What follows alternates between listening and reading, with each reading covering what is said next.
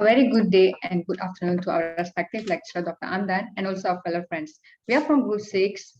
Me, myself, is ABITHA. Together with me, SYADDAD and SHAHRIM. Today, we are going to present on a case study of 3 Mile Island accident that has happened on Pennsylvania, USA on 28 March 1979. Let's look what has really happened over there. On March 28, 1979, around 4 a.m., there was a mechanical or electrical failure that leads to a series of events ended up in partial meltdown at the Unit 2 reactor. There's a water pump which needed to cool the radioactive fuel in the reactor core has been malfunctioned. It couldn't function anymore. So after that, the staff over there, they had I would say inadequate responses because they tried to do they came up with a solution which made the problem even more worse.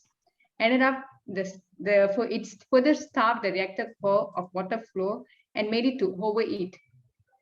Okay, what was the consequences from that? The nuclear fuel started to melt and almost half of the reactor core has been melted. Due to these, trace amounts of radioactive gases, which are dangerous gases, were escaped into the surrounding community. And also, large hydrogen bubble inside the unit. There was started to develop a large hydrogen bubble inside the unit. So they were started to worry if it's gonna harm people, and also there were even larger amount of radioactive material being released.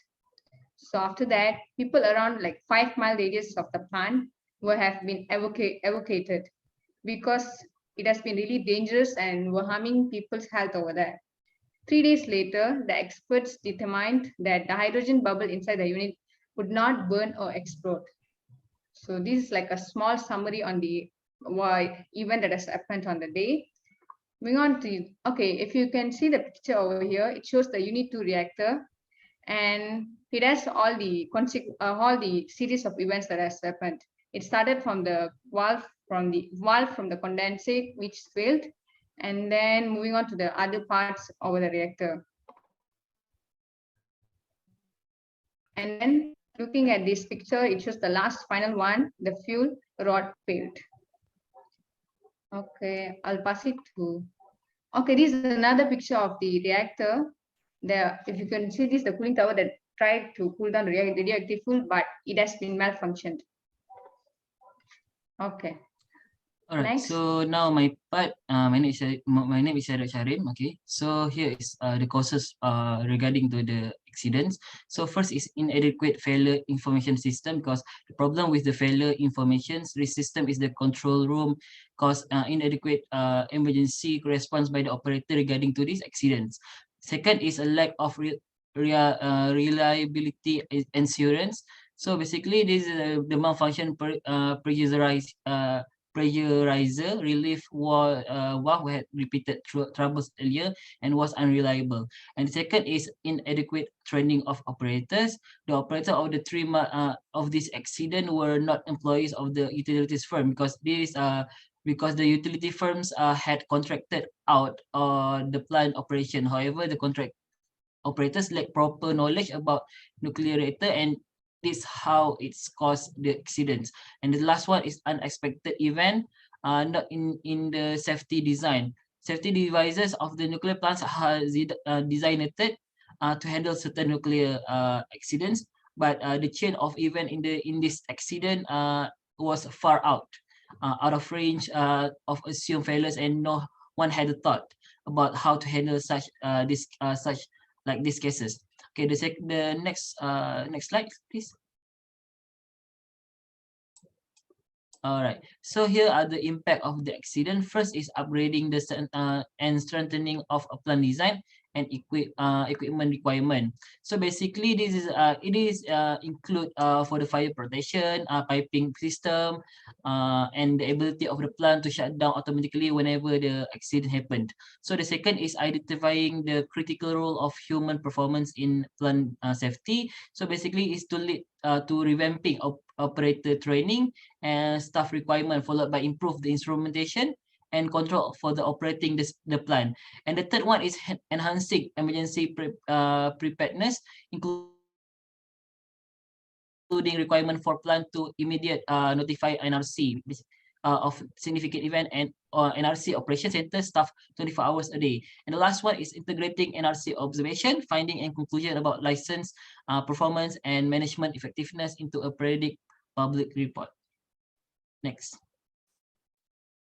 Hello, Doctor. I am SHAHMI. So I will explain about the health effects based on the accident. Okay, so approximately 2 million people around the TIM2 during the accident are estimated to have received an average radiation dose of only about 1 milligram above the usual background dose.